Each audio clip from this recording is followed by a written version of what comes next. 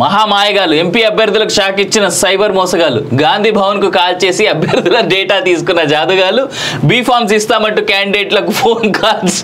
99,000 PhonePe చేయాలంటే సూచన. అనుమానంతో గాంధీ భవన్ కు చెప్పడంతో అసలు విషయం వెలుగులోకి వచ్చిన మామూలు లేదు.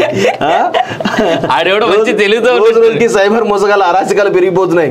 ఈజీ మనకి అలవాటు పడిన కొంతమంది నేరగాళ్ళు సైబర్ మోసాలకు పాల్పడుతూ కోట్లు దోచుకున్నారు. అయితే తాజాగా ఎంపీ అభ్యర్థులకు కాల్ చేసి బీ ఫామ్ కావాలంటే 99,000 మరి కాంగ్రెస్ గంత చీఫ్ అయిపోయిందారా? నాకు అర్థం కాదు. నీకు గాంధీ భవన్ పేరు చెప్పి మరి ఘోరంగా 99,000 ఫోన్ పే చేయాలంటే పలువురు అభ్యర్థులకు కాల్స్ రావడంతో ఒక్కసారిగా అంతా ఉలిక్కిపడ్డారు. సైబర్ నేరగాళ్లు బుధవారం టీపీసీ కార్యాలయం గాంధీ భవన్ కు ఫోన్ కాల్ చేశారు.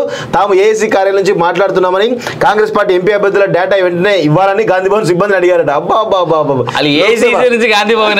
లోక్సభ ఎన్నికల సమయం కావడంతో నిజంగా ఎంపీ అభ్యర్థుల వివరాలు ఏసీ కార్యాలయం నుంచి అడుగుతున్నారేమని భావించి సైబర్ నేరగాళ్లకు క్యాండిడేట్ల డేటా పంపించారు. దీంతో సైబర్ నేరగాళ్లు అందులోని ఫోన్ నెంబర్లకు కాల్ చేసి